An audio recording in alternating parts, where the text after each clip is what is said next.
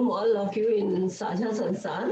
And today we will discuss on our ancient language Sanskrit on this platform provided by Saja Sansars.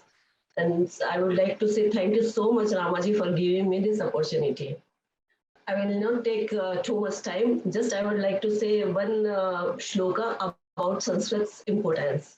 Sarasa Subodha Vishwamanogya Lalita Ridya Ramaniya Amritwani Sanskrit Bhasha Naive Klista Nacha Kathina. And today's our guests are Mr. Jeffery Armstrong, Vijayji Rana, and Ramaji Takshak. So first guest is Jeffery Armstrong. He's one of the greatest corporate speakers and consultants who are working to bring soul into the workplace and heart into the way we do business.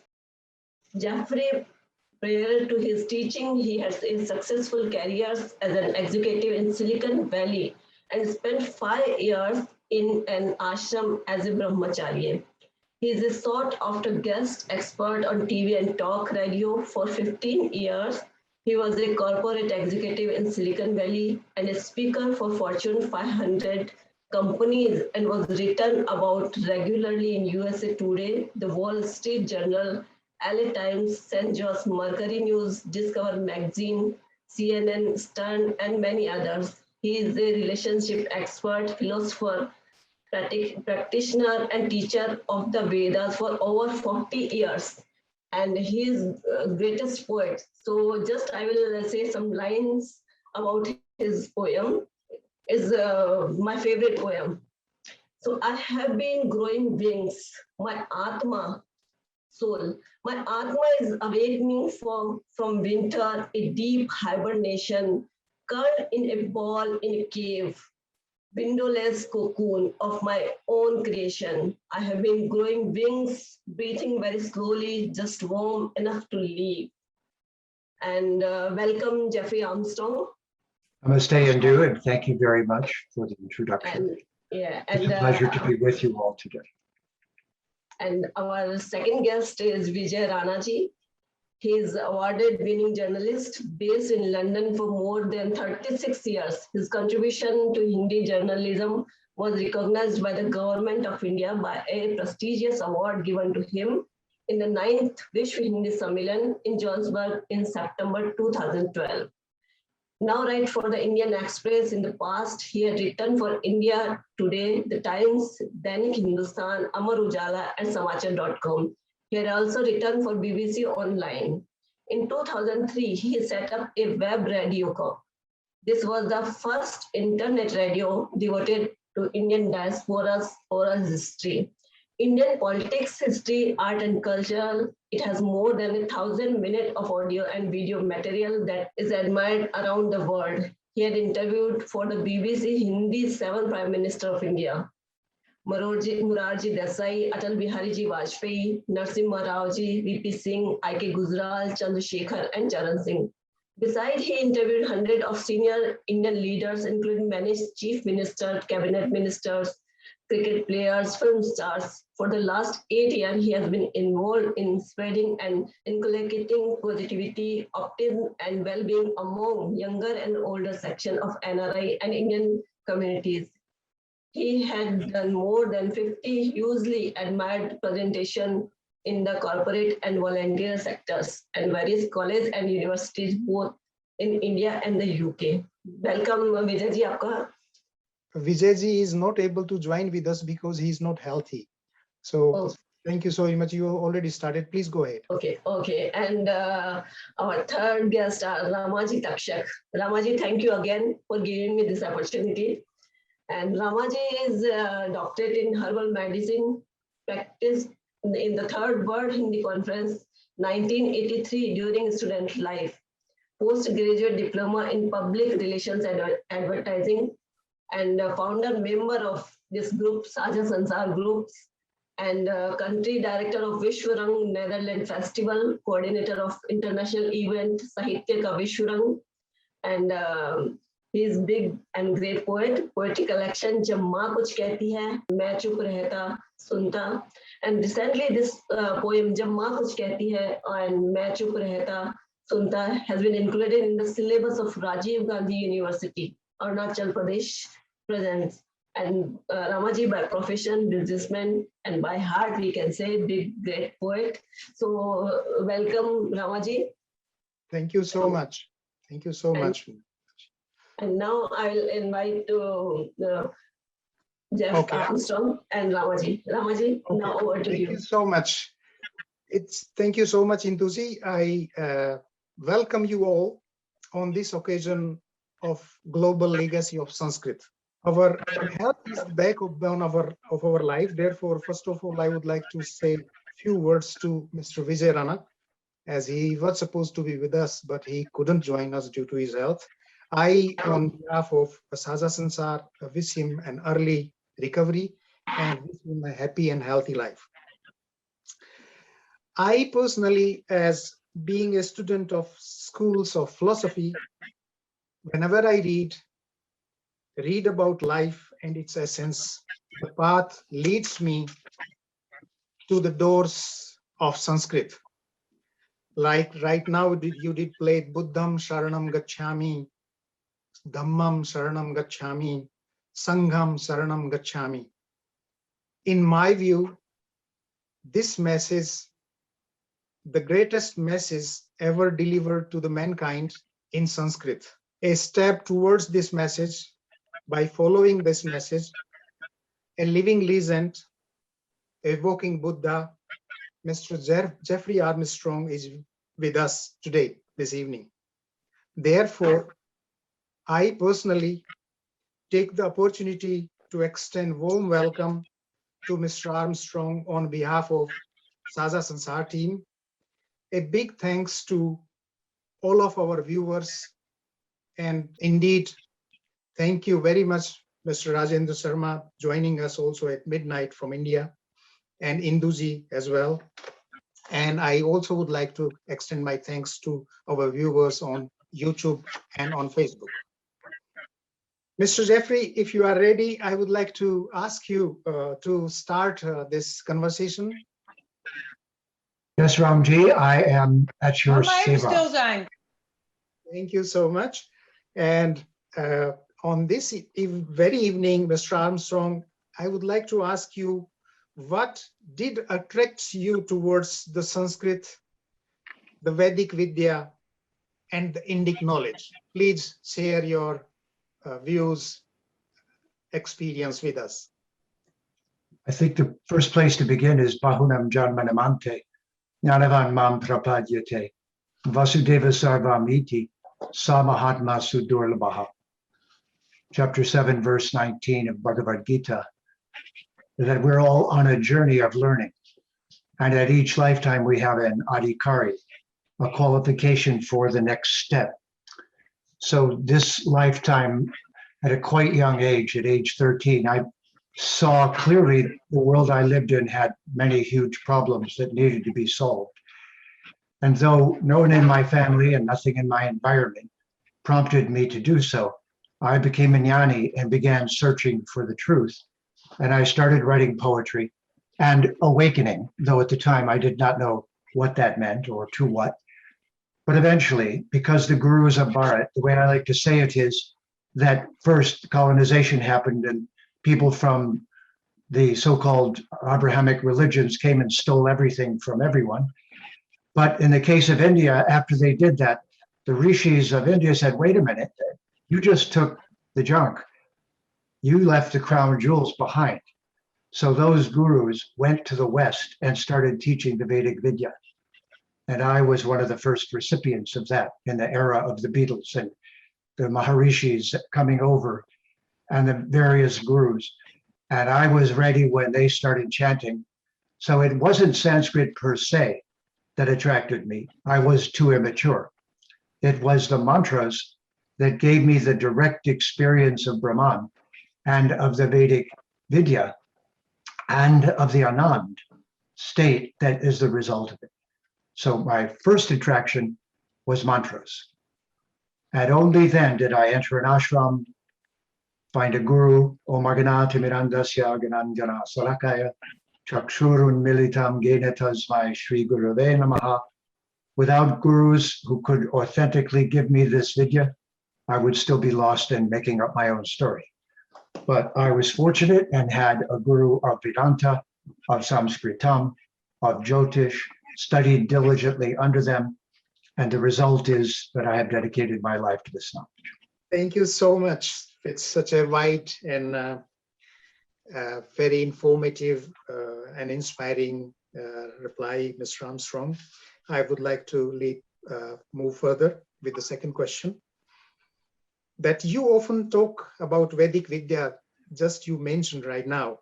Can you please tell our audience about how this Vedic Vidya, consisting of Vedas and Vedangas, can transform human life? I think the simplest answer and most direct is that it is through darshan, it is through drishti, it is through the association of those who can see that we're enabled to see, but the via media in this process is Sanskritam.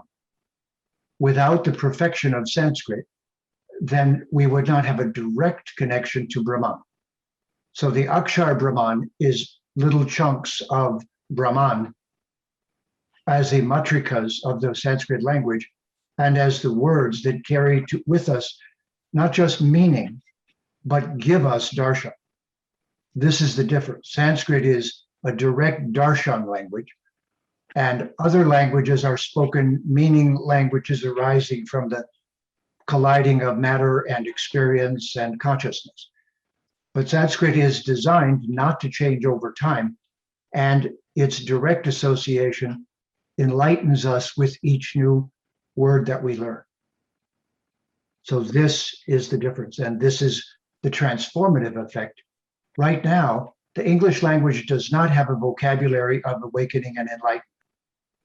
It does not have words that correspond with those experiences.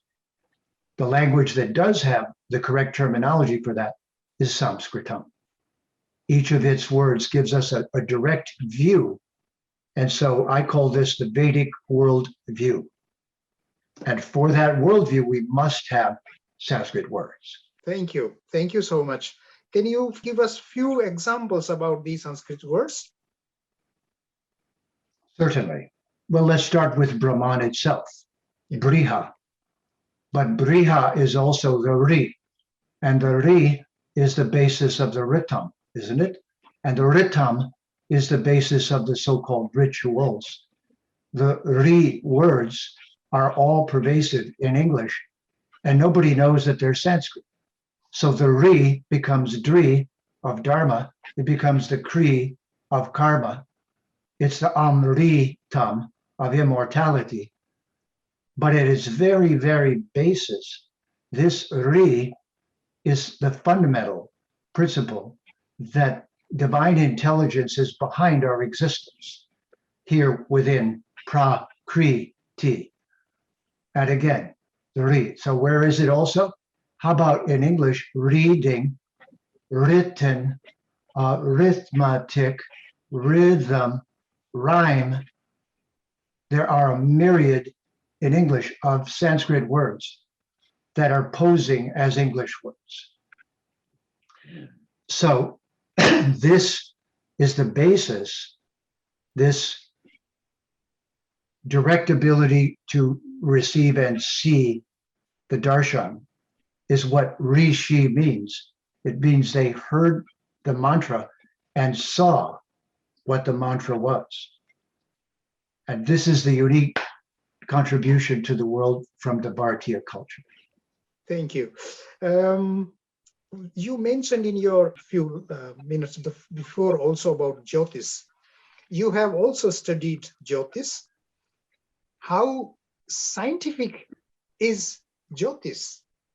Because it has been several people, I mean, a group of people, they doubt about the scientific approach of Jyotis. So can you please share your knowledge about it? Well, let's begin with the 6 Veda Angas, which almost everyone, sadly, at this point in history has neglected. And I mean the people from Bharat. But the 6 Veda Angas are a key to understanding many important things that are misunderstood regularly. And the first of those Veda Angas is Jyotish. And Jyotish, think of it as the high end. Now, it's a well-known fact among Sanskrit linguists that the aksharas, the letters of the Sanskrit alphabet, are directly related to the nakshatras and to the rashis, and that the emanation or etymology of the nirukta, of the roots of Sanskrit words, is directly related to the stars and the grahas. Now, the grahas are a next step in this process, but we'll get to those in just a moment. So now, with those lights shining down upon us, emanating something essential which we're receiving, and all of them the light, but in our perspective, scattered all around us, and yet sustaining us. And so now that's the high end. One of those stars is shining as Surya, from which we get the English word Sur, by the way. And so Surya, or Arka, which is where we get the English word archive, and archetype, the original form of something. See the Sanskrit in English? So Surya is then the star that shines for us. That energy fuels our existence, lands on earth, and becomes Agni. Agni is in our stomach, and we have to feed it every day with an offering of some kind of food. So because we're not producing that food, but the laws of the Ritam are, then we have a yajna in which we offer that, and we do so in a regimented way so that we cooperate with the laws of nature, otherwise known as the Agnihotra Yajna, which, to their own discredit, the Abrahamic religions completely misunderstood. They thought it was the worship of lesser intelligences, but in fact, it was the cooperation with the intelligences of nature that are from the supreme intelligence, and that cooperation is called ecology. But in Sanskrit, it's called kalpa, and kalpa means all of the rituals of cooperation with the ritam and the laws of prakriti, so that in that cooperation, we're dharmic, and we harmonize our behavior with the ritam. So those so-called pagan rituals were not that at all. They were the science of ecology. And what was the last step of the Agnihotra Yajna? The ashes were put back into the soil so that the minerals would be there for growing foods. Otherwise, in 3 generations, your children would be idiots because they would have no minerals in their food. And this happened in China when they had famines. So the kalpa is one of the Veda angas. Jyotish is the other one. And it is the science of astronomy and mathematics are at the basis of it. So the question to ask actually is, which is the only culture on the planet that has literature in which there are astronomical observations that go back 10,000 years, 12,000 years, and can be documented because they had a solar lunar calendar? We're talking science now. We're not talking some made up psychic science. We're talking astronomy, mathematics, Ganita, all of the cores of both Jyotish and Kalpa, which are the 2 ends of it. When the fire lands on Earth, the question is, how are we doing managing that fire? So tell me, how are we doing right now managing fire on planet Earth? I'd say we're about a few years away from causing an epic crisis on the planet by consuming and destroying everything without regard for recycling. So the Vedic culture has not yet been credited for inventing ecology, but that's exactly what it did. And it mastered it, and that's Kalpa. And at the high end is Jyotish. I'm creating an image for you of the neglected Veda angas. And what are the other 4 that are missing and not understood? Well, one of them is Nirukta. Nirukta. For the etymology of language. The next is Chandas, for the poetry that's necessary for memorizing important Vidya. And the next is the Akarana, or the grammar, My professor of Sanskrit had memorized the Ashtadhyayi Panini. He knew all 4,000 grammatical rules by heart. You'd say something in Sanskrit, he'd say rule number 2,221. If this, then this, and that. That's Vyakarana. And then there's Shiksha. There's the correct pronunciation of the Sanskrit. So now we have the 4 unvarying sciences that are the proof that there is no language equivalent to Sanskrit on our planet today, which produced Shastras, the Ramayana and Mahabharata, who have scientific observations of the sky at the moment they were taking place. And Nilesh Oak is a good example of someone who's most recently shown this precisely, scientifically. So the basis of scientific culture is Bharat. And one of the bases of that culture is given in the Parashara aura of Vyasadev's father Parashara as Jivanam Karma Phalado, Graha Rupi Janardanaha. Yes, in a one lifetime only world, astronomy is a mystery.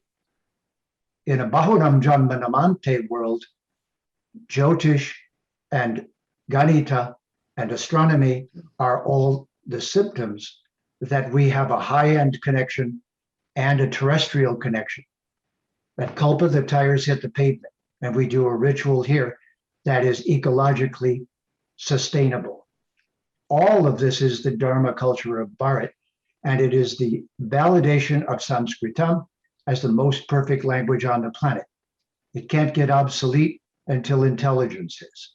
And with that, I consider that question answered.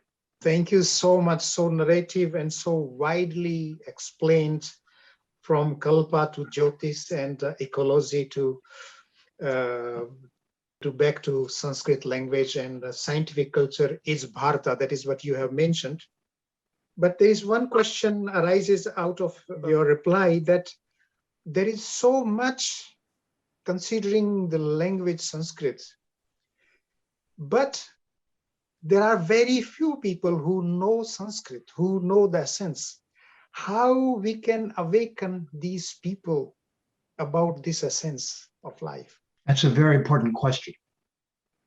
And you could see that the dilemma with Sanskrit and with having a library, or to first give you a term. So if the Abrahamic religions, and they are of their own statement, people of a book, then my answer is, well, that's interesting, and I've read your book. We are the people of a library. Have you read our library? To put this differently, the worst players in the Abrahamic religions of Judaism, of Christianity rather, and Islam, went out and burned libraries. So I call those Abrahamic religions library burning religions. This means they don't like books. Whereas the Vedic culture, we are the people of a library. Now that's good news and bad news. The bad news is the Sanskrit pundits have to become so obsessed with language that they might forget meaning. They might not be practical anymore. So the relationship was the Kshatriya culture was the practical people who were smart enough to talk with the Brahmins, who were the intellectual people, and the Kshatriyas made sure the Brahmins stayed practical, and the Brahmins made sure that the Kshatriyas stayed connected to Brahma. It was a social symbiosis, and this is why the Bhagavad Gita was given to a Kshatriya, and that the Raja Dharma were the protectors of the Veda. So there's two sides to this answer. On the one hand, the people who study Sanskrit and master it completely, and that's not me. I am not Pandita like that. Those people are a living tape recorder, a living resource, holding the past so it's available for the present. But they're not practical. They're not the people where the tires hit the pavement, usually. Instead, they're a keeper, they're a repository of a library, which is why it was written down when Vyas came and when Bhagavan appeared, because they knew that it was going to need to also be written down. So this symbiosis between the high end of knowledge and where it's applied to arrange and organize and protect life is one of the great secrets of why the Bhagavad Gita was spoken as the yoga user's manual, and why the Gita, 10 principal Upanishads, and the Vedanta Sutras of Vyasadeva are the Prasthanatrayi. If you explain the whole library, it'll take too long. So in Vedanta, you explain those 3 pillars of Vedic evidence. And this is to ensure that what you finally teach is both practical and theoretically correct. Thank you so much. This is something very interesting what you mentioned by naming, especially using term Pandit. And you yourself don't consider Pandit. I mean, in my view, you are more a Pandit than those you are telling they are Pandit. So what this Pandit needs to do to make this the knowledge public? Well, that's a very good question. It's a little bit like in business. If you tell the consumer too much, they'll get confused and won't know what to do. You have to solve their problem, give them the just the right amount of information, and then the message reaches them. So right now, because of colonization, not for any other flaw, the Vedic civilization is lost in its own Vidya, and it doesn't know which words are most important and need to get priority for explaining themselves. And as a result, the effect of the post-colonial era is that the Vedic civilization is using English without understanding its problems and doesn't know how to explain themselves in Sanskrit with 100 or so critical Sanskrit words. So let me answer it very simply. There are about 100 Sanskrit words, may I say 108, that you must know, just to envision the Vedic worldview. And I don't know anyone teaching it that way. And the other thing is that colonial Abrahamic religious terminology, specifically Christian, God, Lord, sin, demon, all those words, angel, heaven, are still used in translations, spiritual. None of those words are meaningful, and none of them are synonyms with Sanskrit words. They should never have been used for translating Vedic words into English. Instead, the words should be placed in English, the Sanskrit words, because there are no English equivalent words. So this is the next step, in my opinion. We now must teach Western civilization 108 Sanskrit words without which they cannot see the Vedic worldview. If they refuse to learn them, that's their problem. But if they're intelligent enough to learn them, as I was, and as many people are, then with those words, they can now describe a new vision of reality. Without those words, you cannot say it. And if you try to use the English limited vocabulary, you will destroy the vision. So we have to be practical. That's the Kshatriya side. Those words have to become astras as well.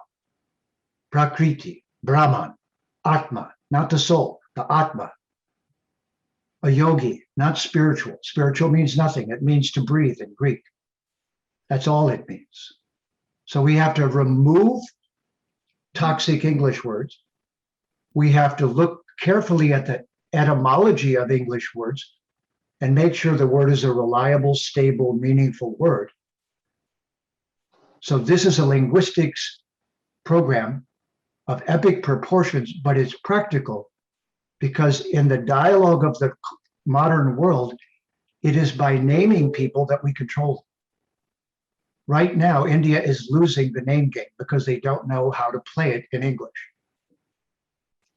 And they have Sanskrit, but they're not insisting that Sanskrit be a part of the dialogue, a part of the discussion. And so they're not a player. But once they start, for example, if I say to somebody who's a one lifetime viewpoint, I say, well, how can you even have a reasonable idea of the future when you only think you have one life? Don't you understand you're totally blinded by thinking you have one life? And that in fact, you're an immortal being visiting a temporary realm. Now, what's the word for that? Jiva, Atma, Prakriti, Brahman. Without those words, you can't say what I just said and leave behind a vocabulary to repeat the conversation. And this is what I don't know any persons who've immigrated from Bharat, except for a few gurus and teachers, who talk this way when they try to explain their culture. They're still, in a sense, apologizing and not using the powers of the Sanskrit language. Thank you so much. It's really an eye-opener question, eye-opener reply from your side. I am moving forward because you mentioned Bhagavad Gita several times. And you yourself has also written Gita. So my question is, what was the need and urge to write Gita again? What is new in your translation of Bhagavad Gita? This is the moment where I do this, but just once. This is the hardbound version. This is the softbound version of the Bhagavad Gita comes alive.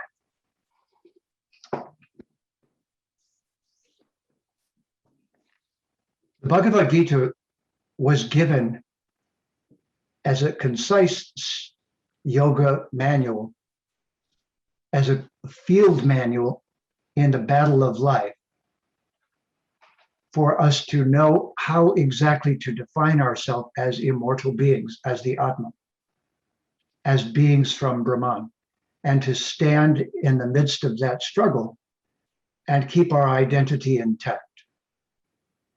So the Bhagavad Gita is the user's manual that all Hindu children should know how to talk about extremely easily in both Sanskrit and English. In other words, no education in a Hindu culture of any kind should ignore the precise Sanskrit words in the Bhagavad Gita that describe who we are and what's happening to us and what's going on. All Hindu children, by the time they reach high school, should have that vocabulary completely mastered without using any substitute Christian terminology. On their own basis, they should be able to explain yoga as it is in the Bhagavad Gita. So the first thing I did was I removed all of the incorrect colonizing terms that are being and have been used in explanations of Vedic texts. Excuse me. I removed those completely. So that's step one. You must detoxify your language and not use colonial terminology to describe your own culture. Must completely stop. In fact, we must get committees of Vedic scholars and go back and redo all the translations that have been done, carefully taking out those colonizing words and leaving behind the benefit of whatever the translation gave us. A re-edit. No Upanishad should say Lord. No Bhagavad Gita should say Lord. I'll give you an example. If I asked you, what does the word God mean? You would stumble around and try to give me some definition in English. The creator or this or that or something, the supreme, and all the things you say would be wrong. The word God comes from the Dutch Gut, the German Gutam, G-H-U-T-A-M, because German comes from Sanskrit, not Latin. And Gutam in German comes from Hutam, which is a Sanskrit word mentioned 4 times in the Bhagavad Gita. Brahmarpanam, Brahma Agnau, Brahma Hutam. It's describing the Agnihotra Yajna, isn't it? And the Hutam is when you place the offering in the mouth of Agni and get the acceptance of his Shakti, Svaha, Svaha. Now, the smoke that rises is the Hutam. So here's the thing that's humorous. You should be laughing and screaming with laughter. The Christian word for the supreme being is the pagan term in the fire sacrifice that they hate so much to what they think is an idol. And the smoke that rises up from the offering, which is actually saying thank you for life to the divine devas who are doing it, that God word is simply a mispronounced Sanskrit. Now, I would like this to go on Fox News on every channel right now. News at 6. God is a Sanskrit word from India that means the smoke arising when you make an offering into the fire. But every Bhagavad Gita I have ever read uses God in place of Bhagavan. Now, what does Bhagavan mean? Bhagavan. How many bhagas are there? Vishnu Purana, 6 bhagas. I'll say them in English so I don't take too much time. Beauty, wealth, strength, fame, knowledge, renunciation, detachment from matter. But those 6 bhagas, who Van possesses them to an unlimited degree, is the being that we're trying to reach. If you gave me any definition but that's not the meaning of God or Hutam, is it? If I said, what's the definition of Hutam? You'd give me the actual definition, smoke arising from a Vedic yajna. Now, would you replace Bhagavan in the Bhagavad Gita with Hutam? So Hutam said to Arjuna, Hutam Uvacha. No. Then why is it Lord Sri Krishna? Why is it Lord Krishna instead of Sri Krishna or Bhagavan Sri Krishna? Why do we accept colonizing terms? Do you see the problem? It's because we still have a colonized mentality. Now, this is my contribution to the cause. Because I came in from the outside, I had to learn all of this over again. But I have the high-level language use of an English scholar, and I have the enthusiasm of a Vedic yogi and practitioner. And this moment, we need a renaissance to change the way we talk about these subjects. That's the short answer. Thank you so much again. And what I think that you have mentioned the God, and your last lines, what you mentioned, that you are coming from an outsider, not from Bharat. So in that case, you have had an helicopter view. What do you suggest that people who are living in that well where all the essence is, what kind of ladder they need to come out and to have that view like you had? Dehinosmin yata dehe komaram yovanam jara tata dehantaras praptir dhiras tatrana muyate. They have to start with chapter 2 of the Bhagavad Gita and understand that we're all Atmas, we're all immortal beings on a journey here, and that's what this means. Everybody does this and no one really knows what it means. I'm looking at your Atma. I'm going to treat you as an Atma. I treat myself as an Atma. That means I'm an immortal being. And this is just one episode in my long many chapter book of visiting the realm of Prakriti. I don't hear people from Bharat talking this way. And so therefore, at the end of the conversation, still people don't know what their viewpoint is. If we all just stood up right now in the whole world and said, listen, everyone, you've been getting it totally wrong. You're narrow-minded, small-minded, and have only one lifetime, and that's all you see. You're a scientist and you're messing with the material world and you have no vision of the future or past. You have a one lifetime worldview. So I call modern science the runaway abused children of the medieval Catholic Church. And I call the Abrahamic religions the narrow-minded one lifetime people who have good intentions and a narrow mind and no philosophy and don't particularly like books. And that's why they just have one book. Because they don't like words, because words confuse them, because they don't know they have many lifetimes. They don't know that they can't die. It should be that simple. It shouldn't be complicated to say. I'm sorry, but you can't die. Dehinosmin yata dehe. The day he can't be killed. Can't cut it, can't burn it, can't drown it, can't blow it away. This isn't complicated. And when it's explained correctly, you can't forget it. This is what's missing, that simplicity. Once again, thank you very much. And let us proceed ahead with the next question. You started to learn Sanskrit when you were very young. You are a Sanskrit scholar. In India, they say very often that Sanskrit, it is a dying language.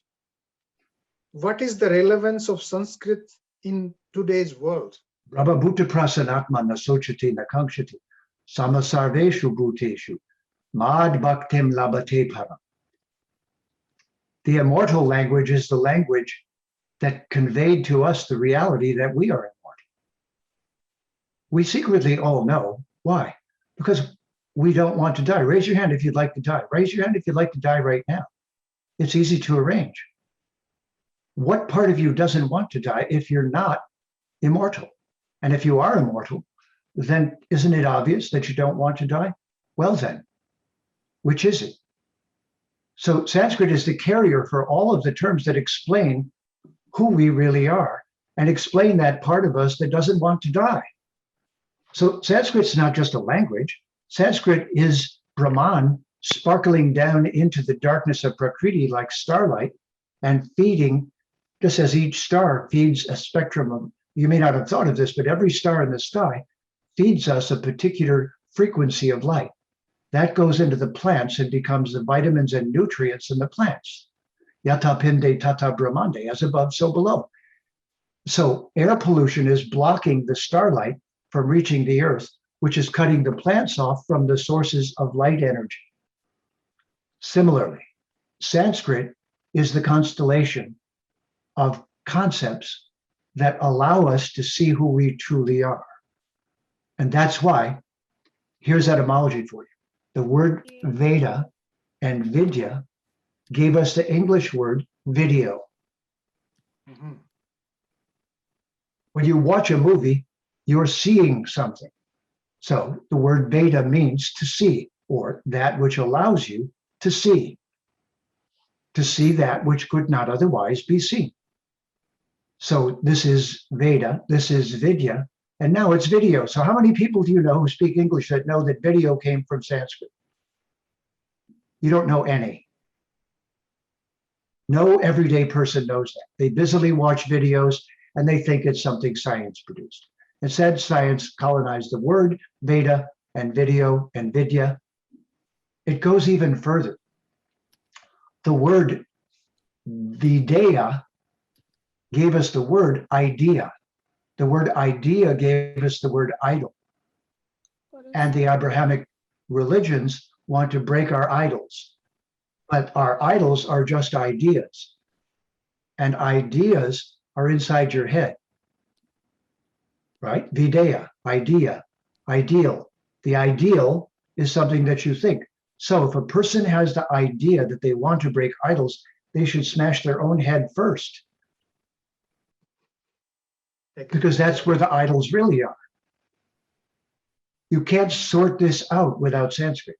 So the Sanskrit is the permanent reference point for the conversation about being, shall I say human or shall I say bhuman? We're bhumi beings. We're from bhumi, we're humi, we're humus, we're homo sapiens. But the humo is from bhumi. It's again, a Sanskrit word is the basis of the whole thing. And are we mankind or man and womankind? How about manusya? How about the kind who have manas? Again, who do you know that's from India that knows that? And who do you know from India who's regularly saying that to their neighbors when they say, explain your culture? Well, you know, human comes from the word bhumi, and bhumi is our word for what you call Mother Earth. We call her Mata Bhumi. And aren't you a little worried she's being destroyed right now? I am, because our culture believes in something called dharma, which is to cooperate with the laws of nature, and so on. It's in the etymology. Thank you. Thank you so much. So deep insight in the language and the essence of words and origin of words. Let us move to the next question that you mentioned in your words, in your speech, in your reply, that the Sanskrit language is a language that stands alone in its perfection. What do you mean by perfection? Give me few concrete example, please. I'd love to. I worked in Silicon Valley. It's a great question. And there I was present when computers were just being invented. I worked at Apple when it was an Apple II. And I knew Steve Jobs and Wozniak and that whole crowd and Bill Gates and all those people because there were just a bunch of us getting together and the technology was just emerging. So also was programming. And so DOS was the language of choice for the original PC. And it was a language with which you could communicate with a machine. This was the new idea. So to do that, the language must approximate the laws that conduct the machine. In other words, we have to learn a language that isn't quite speakable, but it's based in mathematics, Ganita, and then it talks to matter in such a way that orderly procedures that cause and effect relationships can be induced and we can direct them. So there was a technically minded individual named Boole who invented something called Boolean algebra, ones and zeros, and with three things, and, not, and or, and gates, not gates, and or gates. The structure of what became the computer chip was based upon the ability of photons of energy to go through passageways in an orderly and systematic way that could be determined by or programmed by the user. And if you don't know these programming languages, you can't create the technology that we're now using to have this show. So right now in the background, a language is conducting this conversation that is a meta language somewhere between mathematics and speech. The original meta language is Sanskrit or Sanskritam, the language that was perfected in order to convey information over time without drifting or loss or distortion. In other words, Sanskrit is the original programming language. It doesn't need to defend itself. It's the source of the programming languages. And it turns out that the binary mathematics that Boole presented to the world, he did not discover. It's from the Rig Veda. The sources of binary understanding and logic are present in shlokas in the Rig Veda, yatapinde tata brahmande, as above, so below. So all of this science that we are so impressed by and bowing to is actually the roots of it reach back into the Vedic knowledge that was colonized and taken to the West. And I could just go on about the various aspects of science that are rooted directly back. All of psychology is. There is no such thing as Christian psychology. There is psychology which the psyche, the psyche came from, all of it came from Greek, which came from Veda. Pythagoras is Pythagoras, and Pythagoras, who was the inspiration for then later on Socrates and Plato and Aristotle, all of that was the Pythagoras was the first vegetarian in Greece. So the Greek knowledge isn't Greek knowledge, it's Sanskrit knowledge that passed down through that culture, went across into the Romans. Then the Catholic Church was the last vestige of the Roman Empire and is to this day, so they're colonizers rather than just a religion. But all of this is in the context of the perfect language that hasn't changed one iota since the Bhagavad Gita was spoken almost 8,000 years ago. So this constant message is broadcast, just like this broadcast is being broadcast by a language holding it steady, or it couldn't happen. So the truth of the Veda knowledge in Sanskritam has not altered at all and will not, and therefore it is life that becomes obsolete. Sanskrit is perfect, and that's what it's called, the perfected language, the programming language of wisdom. So interesting, and I think the way you have narrated the deep history and the programming language base of computer age Sanskrit, it comes in your words from Rig Veda.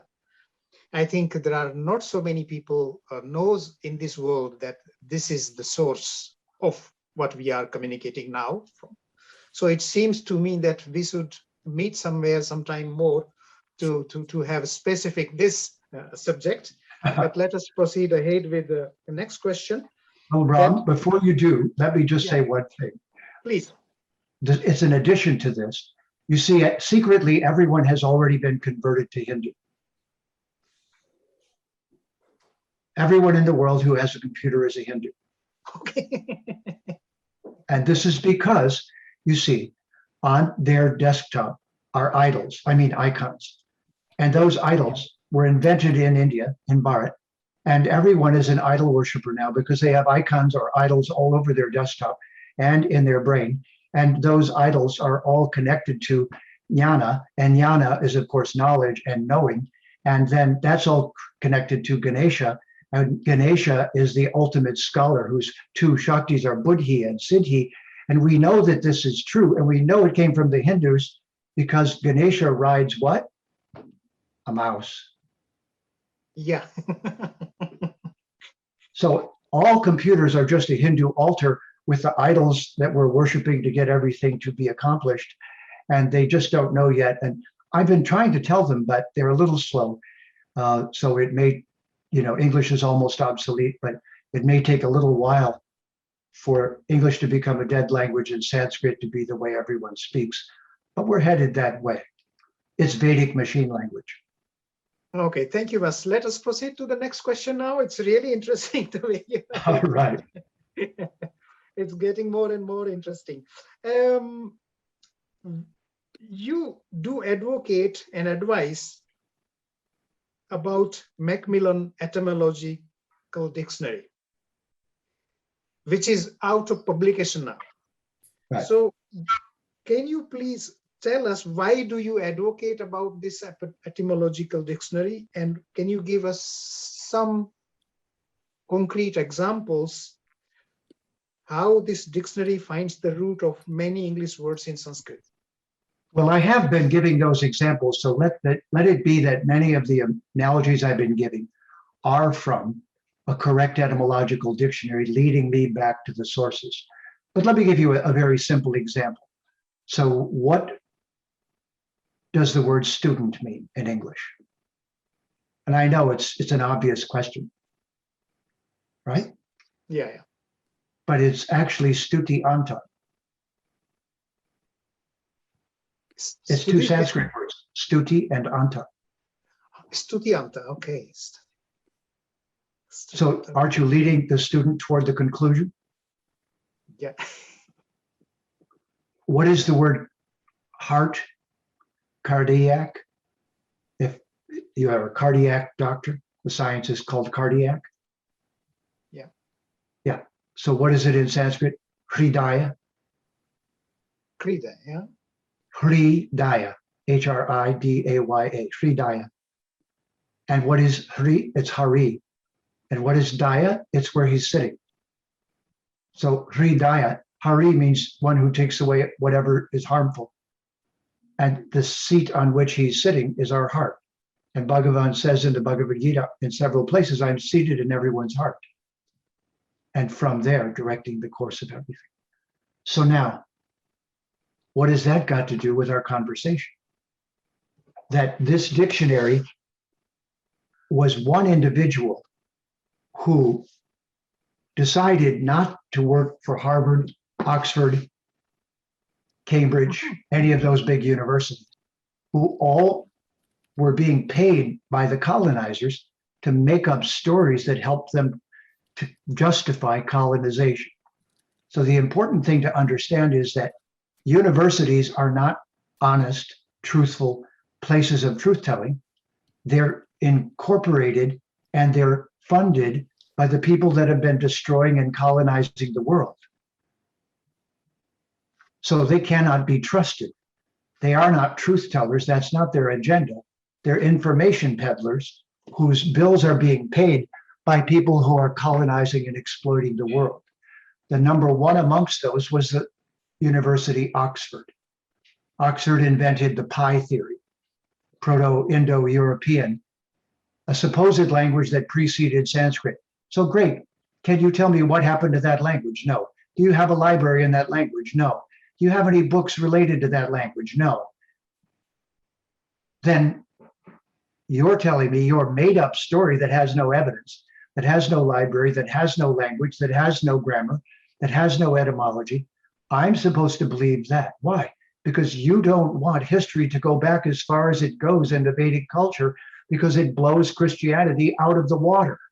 because Christianity thinks the world began 6,000 years ago. And so does Judaism, and so does Islam. So these tiny-minded religions and tiny-minded scientists, the scientists want the world to be old, but they don't want it to be intelligent before they were. So I want you to understand, almost all the dictionaries in the world are everyday dictionaries, which is called usage. They're usage dictionaries. Now, it's not complicated too much there because they tell you words and how they're currently being used in English. That's a usage dictionary. But no one you know reads etymological dictionaries unless you're a professor. And a few professors might read etymology from time to time. Etymology does not exist in English because it's such a crazy language. People don't even ask, where did that word come from? Don't worry about it. We just stole it from somewhere. It's ours now. So English is made up of stolen, supposedly borrowed words from all over the world. But that means they don't ask these questions. Oxford did not ask these questions. Harvard did not ask these questions. Why? Because they were agents of the colonial political process. Because they were being fed and supplied with money to make up stories that diminished the age of cultures that would invalidate the Abrahamic religions. That's the nexus of it. Those universities were populated by Abrahamic religionists, and there are many things that they believe that I'm fine with. I go, yeah, hey, that's nice. This is the one where they tried to destroy any view of a longer history. And this is the basis of Bharat as a culture. And so only a few independent scholars wrote etymological dictionaries that go back to the Sanskrit. If you compare this to the Oxford Etymological Dictionary, this dictionary has hundreds and hundreds of entries that go back to Sanskrit. The Oxford avoids going back to Sanskrit almost exclusively. So I made up a little saying about this. Do you know what the word ox means in English? It's ox is just the animal. Yeah, it's the animal, like a bull. Bull. There's Yeah. cows and bulls. Yeah, so an ox. Yeah, and ford means where the oxen cross the river. A ford is a place where you cross the river. With So ox. Mhm. yeah, with the oxen. Yeah, that's right. So my saying is that Oxford sometimes is very useful because it does have things that are valuable, but you have to be careful because there's also a lot of bullshit Mhm. where the oxen were crossing the river. It's a joke, but it's a serious joke. They present themselves as trustworthy. The Oxford Etymological Dictionary is not trustworthy. It does not want to go back to Sanskrit. Nobody in Western civilization has wanted to go back to Sanskrit. And that is what this Vedic Renaissance is changing. We are now making it irrefutable evidence, historically, scientifically, and linguistically, that the entirety of European languages, Russia comes from the word Rishi, Scandinavia comes from the word Skanda, Kartikeya, Ireland comes from the word Aryan, and it's just, this is the tip of the iceberg, and some scholars had the integrity to start saying this sooner than others. This is just one example of a dictionary that did so. This is another. This is a dictionary of etymology that traces the etymological roots back. So there are some useful tools. And the next step I of have the a process. question. Can you please mute yourself? Please continue. Sorry. That's right. And the next step of the process will be for the very brilliant Vedic scholars to get together with very brilliant English linguists like myself, who together will have the perfect knowledge of Sanskrit, which I do not have.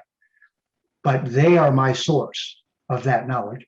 And I am the necessary component, and those like me, so they can perfect English and not get caught in its traps. We need team of scholars working together to bring the Vedic knowledge into present consciousness and awareness, teaching hundreds of Sanskrit words to the world that are missing in their vocabulary, edifying the fact that most of their cultures are rooted in Sanskrit over thousands of years of history, and that therefore co-contributors to their knowledge. This is true in Russian, true in German, true in Scandinavian, true throughout the world. So this new era, we're decolonizing language, we're bringing back the true history, and with it, the Vedic knowledge is just beginning its renaissance. The rest of the world doesn't have any books to translate or bring forward. We have a library. Thank you so much. It's so enthusiasm, so much to learn about it. And it seems to me that, as you are mentioning, that we are at the right age also to bring this message of a sense of life and all the knowledge which is there in Sanskrit, that being connected with the computer and with social media. So it seems to me the right time, but I think we still have to form a team. We still have to work hard to make people aware about this fact that everyone wants to achieve the enlightenment, the nirvana, but their tools are in their hands and they are not picking it up. So that is where some work, concrete work needs to be done. Anyway, that we will talk in further discourses. Now I move ahead with a next question, and that you have been right now comparing Sanskrit language. You compare all the ancient languages and the contribution of the Sanskrit language to the mankind, where Sanskrit language stands in its merit globally. Because we need something global right now, don't we? You see, we're poised at a very dangerous spot where technology is either going to take away our individuality completely. That's what vaccine passports are, really. They're just a form of technological domination that would allow political leaders to become demagogues and control our every move. The flu called COVID-19 is being used as an excuse to totally colonize the mind and lives of people throughout the world. And it is not a medical disaster of proportions that justify it. Not only that, allopathic medicine is simply one medical worldview. And there's Ayurvedic and there's Chinese medicine and homeopathic and naturopathic, and all of those are valid worldviews. But once again, we have fundamentalist science, we have blind faith science, blind faith religion, people who don't like libraries, and of course, technology can either become demagoguery or it can have the grace of connecting us all. And in that connection, if we can speak openly and truthfully, then we can do exactly what the sadhus did, which is cut away the ropes of bondage that bind us in Vidya by using the Sanskritam, by using the profound messages of the Vedic rishis and passing those around. So really, if we have enough time left, I hope we do, some really excellent thinkers like Rajiv Malhotra can speak deeply on this. People should listen to his explanations of where technology could be taking us, but it's not over yet. And so we could be broadcasting knowledge like we're broadcasting right now. And this could enliven people and awaken them and say, wait a minute, we're going to have a renaissance. You're not going to dominate me. The game's not over yet. This is so we can all get to know each other. But in order to do that, we have to be able to conduct the conversation in such a way that it is clear and not confusing and chaotic and adversarial. So this means that the scholars and bright thinkers from India and the Hindu youth need to learn a perfected form of English, not the one they've learned in school. And they need to learn a certain number of Sanskrit words so that they immediately can explain themselves without getting lost or being vulnerable to the attacks of others. This is immediately necessary. 911. I would like to do a seminar like this, take it around the world, convince all of the Hindu community, HSS, RSS, VHP, everybody, anyone who's paying attention, that this is the secret. You must be able to reprogram the world correctly with the truth of your culture so they can then decide to participate. And they will, many of the sincere people will. And why do you think we have hundreds of millions of female yogis around the world right now? Did someone pay them a lot of money? No. No. Did someone pay their yoga teachers a lot of money? No.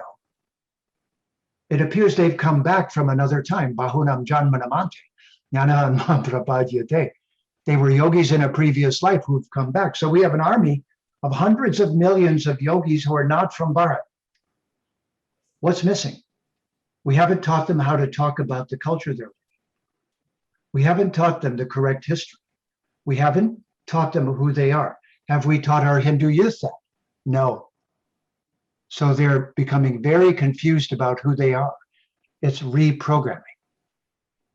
So I'm so excited you're allowing this transmission today and bringing attention to these ideas, because I personally believe that if we don't reprogram the conversation, we may be on the wrong side of that conversation. And most of the Hindu community is right now. So I hope that this can become contagious and that everyone gets it. I call it not COVID, but Vedic 108. I hope you catch it. Thank you very much. Our next question comes again, it is about Sanskrit language. Does Sanskrit language deserves to be the language of World Heritage, and on which grounds? I've already addressed the historicity of this. So on the grounds of being provable, it is the oldest language that has a library of knowledge that still exists. We don't know what the oldest language is, but we know it's two things: the most perfect language in existence, which I can prove to any scholar in a few minutes. And there is no other competitive language that is even close in terms of those scientific qualities that make it the most perfect language. Nothing comes close. Not Latin, not Greek, none of them. So we know that's true. So the rest is cultural chauvinism. It's politics rather than truth-seeking. So this will be earth-shaking. It will be life-altering to those who are jnanis, to those who are seeking truth, to those who are philosophically minded. So don't you think then that the Hindu community, that the leadership at the very top of India should create tours of India to educate all the new yogis in the world, should take steps to get the right information into their school systems and not let it be compromised, should take steps to stop funding and huge billions of dollars of funding to go for Christians to colonize their culture. And they should deny that money coming in for those purposes and use such monies for the expansion of their own culture. This is cultural, and it is sort of warfare, but I don't want to use that word. It's cultural kurukshetra. This is the kshetra. This is where we are. This is the new battle, but we don't want it to be a war. No one will win the next war. All the innocents will be destroyed in the next war. We don't want one. We have ultimate power. Now, if we can be determined enough and respectful enough and present it in the right way, this will not seem like a colonization. It will not be adversarial. People will not think we're trying to take them over. We will come as one bearing a gift. So I say that after this comes this. This means I don't want to harm you. I'm balanced. I'm not against you. I honor you as an immortal being. I'm here to remind you if you're willing. And with that, I have some gifts if you'd like them. And these are another way of looking at things that is beneficial for everyone. Yes? Are we not inside the same pot? Yep. Vasudeva Kutumbakam is the worldview that we're trying to share, not an adversity-based, adversarial, yelling and pointing my finger at you political view, an imploring political view that starts and ends by seeing you respectfully and hopes that you'll join us. So the Vedic culture does not do coercion. We do not do conversion. We have friendly conversation. At the beginning, Bhagavan says, because you're my friend, I'm going to share these things with you. Thank you so much, Vid, telling us about the richness of Sanskrit, and it's overwhelming. And I will come back to this again. I would like to move forward. That what kind of message, with the way you explained right now, you have narrated so many aspects of life, so many aspects in practical. So what kind of message do you want to convey about the Sanskrit language and the sense of life to the Indians, to the Indian diaspora in particular, and to the global community in general? Wonderful question, Ramji. Let's take one etymology. The word is demon. It's a mistranslation of asura to say the English word demon, by the way. There's devas and asuras. And deva, from D and divya, is the beings in the light and that are in the service of that light for life-giving activities. And asura are those in the dark. So you can be asura just by not knowing, or you can be asura like Ravana and be exploiting in the darkness of that state of consciousness. But we know that demon etymologically goes back and comes from the Greek daemon, and daemon was from the Sanskrit deva and devi. And so it used to be that if somebody said, "You're brilliant," the person would say, "No, it's from my daemon. It's not me. It's the being, the divine being that I'm like," what we in Sanskrit call Ishta Devata. According to your chart or your horoscope, your karmas in the previous life, your adhikari, the things you've done in the past, each one of us has a gift that we came in with. And when we act in that gift, there's a brilliance that comes from us that everyone who's paying attention can feel. It's our particular gift from a particular devata. In our chart, it would be a particular graha in a particular place that's empowered in giving us those abilities. But we know better. We know that it's not really me doing. It's a deva doing it through me. That's my deva. That's my Ishta Devata. That's my, in Patanjali's Yoga Sutras, Tapasya, Svadhyaya, Ishvara, Pranidhana are the three practices of yoga. You must do correct practices to improve yourself. You must know yourself correctly, and then you must affiliate yourself with the various divines. So this knowledge is now available to the whole world, and it is the medicine. If we see it that way, if we think of ourselves as bringing an amrit, as carriers of something that is healing and beneficial, and that with a universal language, we can have a universal worldview that matches our scientific ability. In an interesting way, the power of science has run ahead of the conversation. And so what we now need to do is to try to softly, not aggressively, but intelligently raise the level of the conversation and point to the devas and devis and point to the laws of nature and say, ladies and gentlemen, our ability to control the laws of nature is a dangerous and yet wonderful step in human life.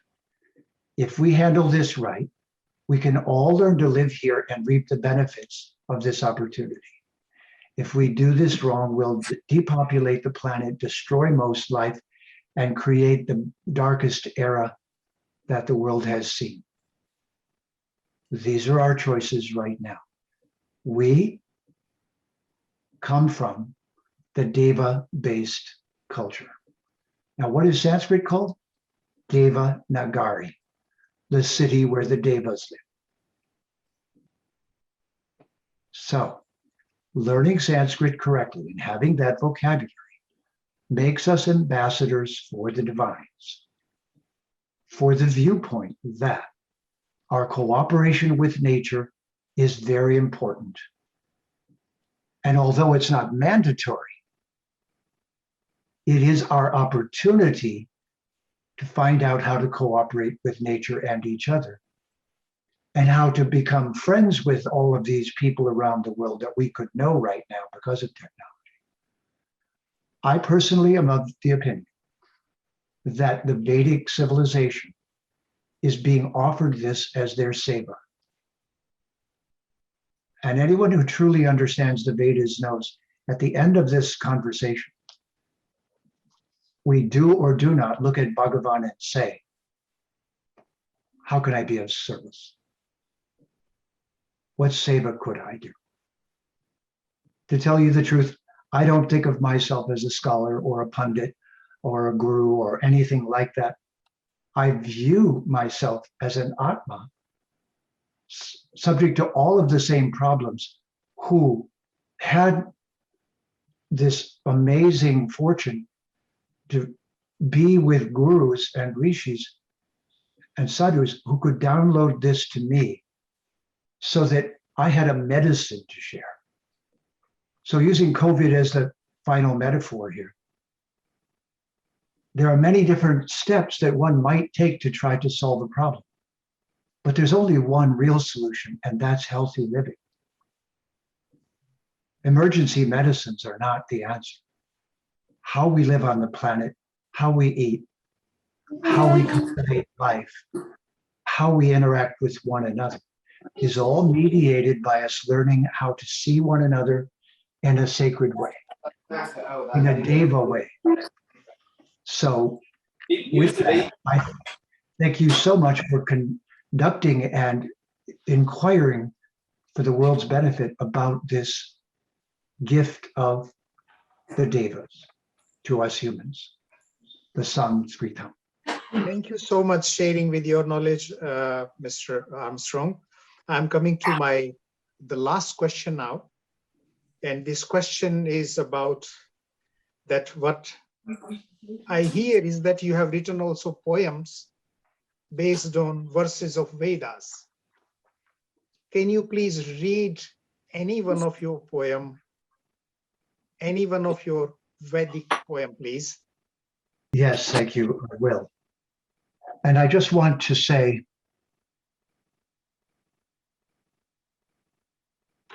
so that it's clear, that at age 23, when I entered the ashram, so at age 13, I became a poet. Poetry started pouring out of me. I had no emphasis from this from my family, none from my education, none from my surroundings. A hole in my head cracked open and I started writing poetry. And the first poem that I ever wrote at age 13 is a short one. And I'll read that, I'll speak that one, and then read the most recent Vedic poem that fits with our discussion. At age 13, I looked around me at the world, grabbed a piece of paper, and poetry started coming out. And it said, life is like a carnival filled with dirty little men grubbing for pennies, offering cheap thrills to stupid people who lead empty, meaningless lives. And when I look in the mirror, I see not one person, but two, and I wonder which one is really me. Bahunam janmanamante jnanavan mam prapadyate. We're immortal beings on a long journey.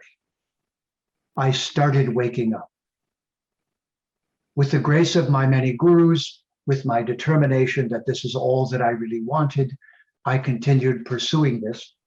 And the result has been a mixture of English and Sanskrit in poetry.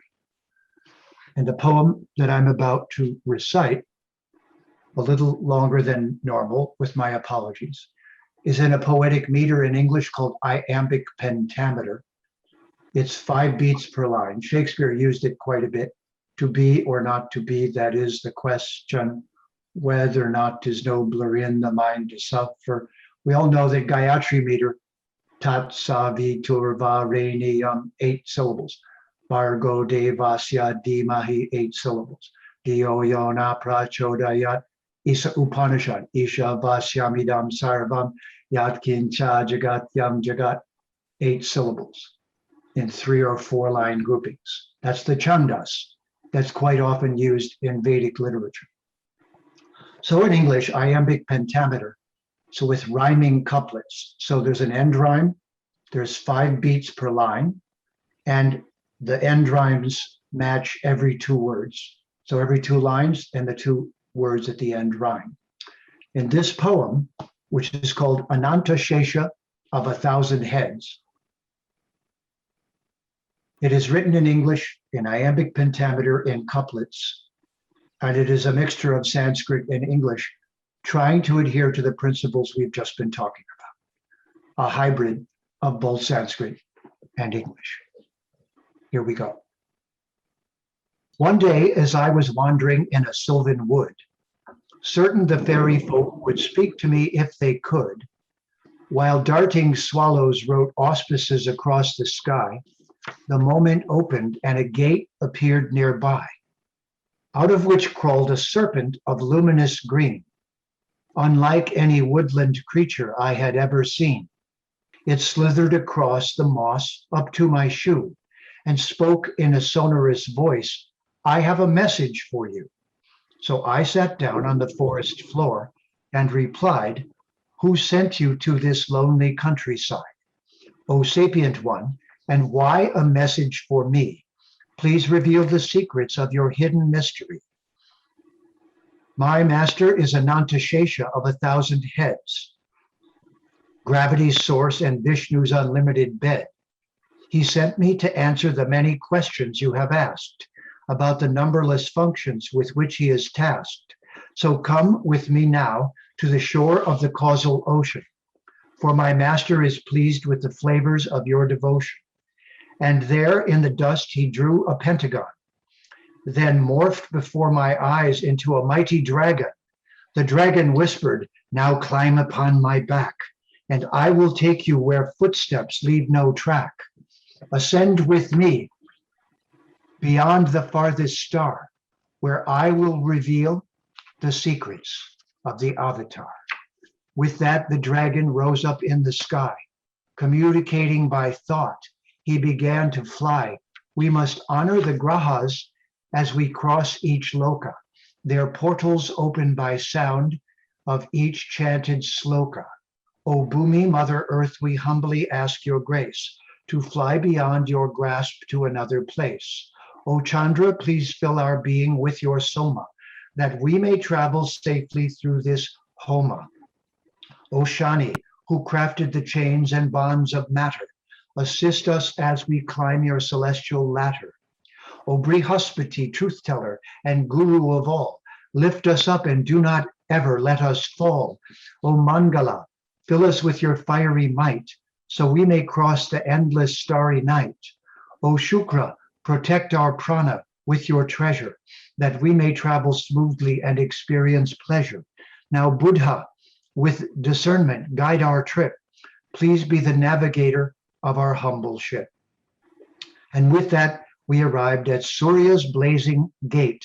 We began to chant his hymns, to propitiate, and ask him to withdraw his ferocious flames so we can fulfill our transcendental aims. The portal began to rise and became a dome, vibrating and humming with the sacred sound of Om. The dome became a tower and began to grow. The heat subsided and a light began to glow. The dragon flew toward that light, which shined a door, and 1,000 symphonies hummed with a sudden roar until a single melody rose above, a song that opens the heart with purest love, With that, the dragon transformed into an eagle with golden feathers, glorious and regal. Still upon his back, we flew past time, out the portal into the realms divine. And as we slipped through the gate, a voice proclaimed, "Here you can have anything that can be named." The light was so blinding, I could not open my eyes. The eagle said, "Now awaken the eye of the wise. For there to see out, you must look deeply within. There, whatever you wish appears as your skin. This is the abode made of Shintamani, the source of light, so you cannot look to see. Here, instead of sending, you must receive, and the entire tree is present in each leaf. That world is not conducted by scorching fire. There, the force behind everything is desire. For what exists is not contained by space, so infinite possibility is every place. Shintamani prakara sadmasu, kalpa vriksha laksa vriteshu. We left time ticking at matter's door. In this place now is also forevermore. There, forever is an endless rushing river, and every taker must now be a giver. This is the abode of individuals, where streams of nectar gush from waterfalls, where on the banks of an immortal crystal streams, infinite forms of beauty, inventing dreams, manifest as a myriad of gorgeous divines, an endless profusion of pleasure-giving designs, beyond imagination's elegant flow. Infinite symphonies arise in chant and go, yet never going also stay forever. There where no and not and none are never, there a crystal portal appeared in the sky before us. What appeared to be space became translucent and porous, as if a veil was removed that obscured our eyes. Or space itself was just a subtle disguise. A hum arose whose vibrations shook our cells, ringing our bodily tissue like a chorus of bells. Those vibrations resolved to a choir of voices, like billions of tongues in a hive of bees, rejoices. Then silent, before that gate, the eagle hung, as a deep note arose from a bell just rung. We paused, and then in a blink entered within, or without, for where we emerged does not end or begin. Achintya, the inconceivable, timeless abode, Garuda entered, and upon his back I rode. Instead of dark, there light is reality's basis. No balance of opposing forces, no homeostasis, no separate elements forming an atomic bond, no near or far, no time, no here or beyond, dimensions, not distance. All that exists is aware. No empty or hollow or space, water or air, light without fire, steady but no platform of earth, constant renewal but never through dying and birth. All is unique, individual, conscious and free, completely connected and one, yet still I and me. There, no gravity binding with unconscious force. Impulsion is voluntary. Orbits are not holding course. This is the home of consciousness. Dark cannot enter. No one is ignorant. No one the student or mentor. And there, at the boundary, a serpent with 1,000 tongues, Anantashesha, of whom the Vedas have sung, whose energies on which all existence is resting, on which the ultimate Vishnu in slumber is nesting, with Lakshmi at his feet in fervent devotion, surrounded all around by waves of the causal ocean.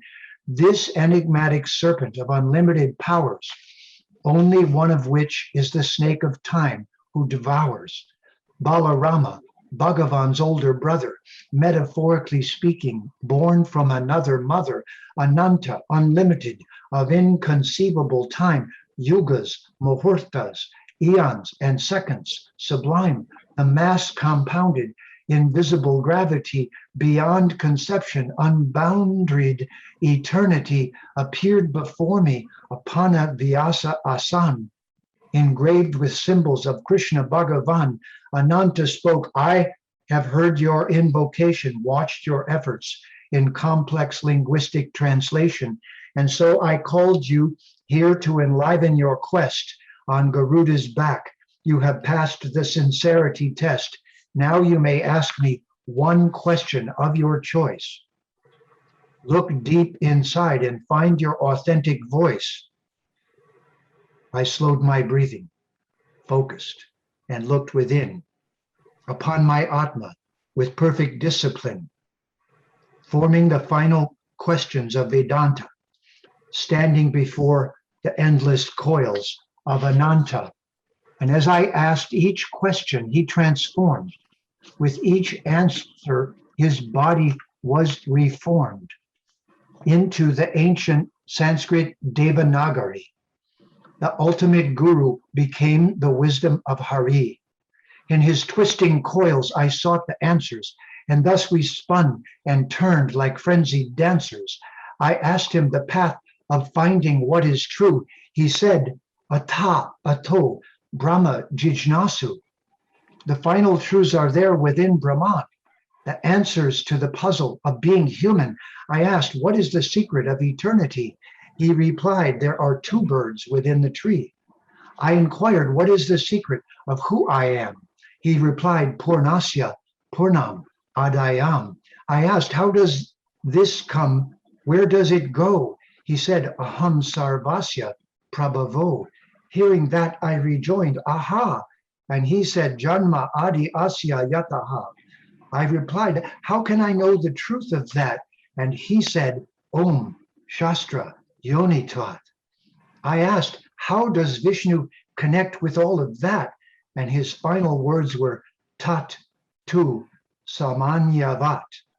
In this way, the endless cosmic Kundalini led me step by step to ecstasy. Then I awoke in a calm filled that sylvan glade. The serpent was crawling away, who had thus essayed.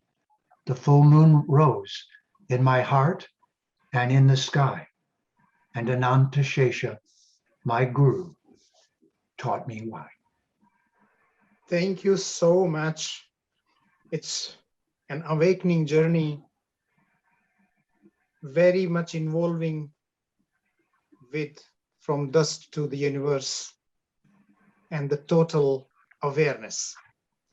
Thank you so much, Mr. Armstrong, sharing your how we can value in our words what you are sharing. It's overwhelming. Anyway, now I'm coming to my questions were at end. I have come to an end, and now I have two questions which I see in my emails. Though there are several questions, but most of them you have replied in your answers. Here there is one question from Shivangi ji, Shivangi Sukla. She is asking, Mr. Jeffery, you have really mastered the essence of Sanskrit, because I do not hear in my day-to-day life what you are telling today. How it comes that your life background is from corporate sector and you have written the Bhagavad Gita comes alive? How it comes?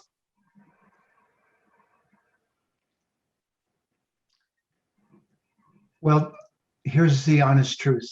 At 13, I wrote my first poem. At 23, I threw away everything I'd ever written, went into the ashram and spent 5 years sleeping on the floor as a brahmachari. Then I spent 3 years learning Jyotish. Then I spent 2 more learning Sanskritam. I went to universities and got degrees, but I couldn't go teach in the bureaucracy. I couldn't just go inside. And then, because my guru suggested it, was the dharmic way, I married, became a grihasta, had a child, raised her carefully, meticulously until she grew up. To do that, I had to abandon my true nature to follow just the Veda. And I became a grihasta, learning the lessons of life. And it was valuable. And I worked hard and did it and spent those years being educated on the reality of the world around me. So I wouldn't just be speaking theory, I finally understood. And then I set a goal. At 30, I took a vow that at 50, I would stop all other activities, do nothing more than teach the Vedic Dharma for the rest of my life. In December of this year, I will be 75. And it is the only thing that my wife and I have done for the last 25 years. When we began doing it, we had enough money to pay 1 month's rent. And for the first 10 years of doing it, we had that much money every month. We went to our change jar to pay the rent. We don't own, we rent. We are living like as close to the ideal of Brahman, of being a Brahmin, as we can get. We do not drink, we do not use drugs, we do not smoke, we do not eat meat, we do not engage in illicit activities. We are doing our best to embody the Vedic knowledge that we've been given and that we are sharing, so that in some way there's an example. I don't even want to say acharya. I don't deserve it. But I want to say, trying to embody this so that it is three-dimensionally present on our planet, and it is successfully curing the disease. I was the embodiment of the disease. Armstrong, my last name, is the name of the colonial armies that went from Scotland. It's a Scottish clan. And they went out as the tools of England and colonized the world. I'll tell you a funny story. Subramanian Swami and myself spoke in the House of Commons a couple of years ago. And a gentleman named Satish Sharma, who's a wonderful exemplar and guru in the Hindu community, introduced me. And he said, ladies and gentlemen, I want to introduce, and then he said a few things. It was mostly an Indian audience. And then he said, but he is ultimately known as Macaulay's worst nightmare.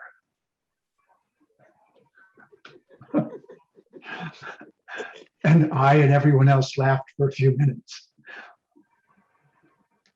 This is the nightmare of colonialism, that people in any color body and any gender from anywhere are immortal atmas and can learn this Vidya. And when they do, their voices all sound the same. They sound loving, caring, respectful, like they're everyone's best friend. They're not grabbing, grasping, breaking, destroying, violating. They're waiting for the right historical moment. And in the meantime, they're doing whatever seva they can do. I know you are doing this. I'm honored to be in your presence. You are making this possible. And you are trusting me enough to bring my voice forward in spite of my package, in spite of the fact that I could be some crazy Gora ruining your culture some more. So this historical moment, in my opinion, is a unique moment in which the avatar is appearing in sound, in desire, in intention. And we have all come back from the past because we promised we would. And we said, give me some really interesting seva. In English, there's a saying, may you live in interesting times. Thank you for that wonderful question. Thank you so much. And this is, I think, the last question I will have from one of the viewer. She's writing, Mr. Jeffery, as you mentioned right now that you are at the age of 75. The energy flow while you talk is like freshwater waves. Your persona is still blossoming. Would you like to share the secret? Brahma Bhuta Prasanatmana Sochati Nakankshati Samasarveshu Madbhaktim Lavate Param Yad Yad Acharachi Shreshtas Tattad Eve Taro Janaha Sayat Pramanam Kurute Lokas Ta Anuvartate Om Namo Bhagavate Vasudevaya Janmadyasya Yato Navayadi Taratastate Subignaha Svaratene Brahma Hridaya Adi Kaviye Muyanti Jatsurya Tejovari. I can't stop. I'm an addict. I'm addicted to the Vedic Vidya. There is no other drug. There is no white sugar. There are no, not even the wonderful Indian sweets. which are the first stage of knowing something amazing is happening. So thank you for your question. I have no Thank you choice. so much. I'm really speechless. I don't know how to thank you in my words. They are not at my command. What you have shared today, I think it's so much valuable. There is so much intense, there is so much intensity to transform the life. So I thank you very much, Mr. Armstrong. And we will be in contact because your guidance is needed to this present world, a person like you. Therefore, there is a lot to do to bring the Sanskrit language and your language, the place, the rank where it deserves. So far is the essence of life is concerned. I thank you very much, Mr. Armstrong. Thank you, Rama. And may I say one more little thing? Please. Because I think it's a missing vitamin, and if I don't say it, it won't be quite complete. The first question you asked was, what does the Sanskrit do? Yeah. Hari Haraya Namaha Krishna Yadavaya Namaha Yadavaya Madhavaya Keshavaya Namaha Gopala Govindaram Sri Madhu Sudan Giridhari Gopinatha Mahadanaha Moham. Thank you so much. Again, now I would like to ask Induji, please, some words of thanks to conclude this session. Induji. Ji, thank you so much, Jeffrey ji. Today I learned a lot about the Sanskrit and about the Gita philosophy, and I like your poetry. It's amazing. And you were saying seriously, Sanskrit is the most ancient language and perfect among the great languages in the world. Can I interrupt you for a while, Induji? Sorry to say. Yeah, I would like to introduce, because that is what we missed, that I'm sorry I didn't introduce her. She's a teacher in Gurukul in London of Sanskrit. That is her best introduction, I see. Please go ahead. Thank you. She's doing a big job. Yeah, I'm teaching Sanskrit here. So, but I learned a lot from Jeffrey ji today, and I was saying Sanskrit literature is an ocean and contains many pearls of wisdom. It is the source of Vedas, Shastras, Kavya, and is the language of God, we can say. And we are so lucky because you were saying about the Gita. So the Bhagavad Gita is encourages us to live life with purity, strength, discipline, honesty, kindness, in order to find out purpose and to live it fully. So thank you so much, all of you, for to be part of a Saja Sansar. And in the last, I will say just a Shanti mantra. So you can follow me if you want. So Om Sarve Bhavantu Sukhinah Sarve Santu Niramaya Sarve Bhadrani Pashyantu Ma Kaschid Dukha Bhaga Bhave. Om Shanti Shanti Shanti. Thank you so much. Thank you so much. Please conclude. Thank you. Thank you, Jeffrey ji. Thank you, Jeffrey ji, and thank Ramaji. Thank you, Khurana ji. Thank you, everybody. Namaste. Namaste. Namaste. Namaste. Thank you so much. Thanks.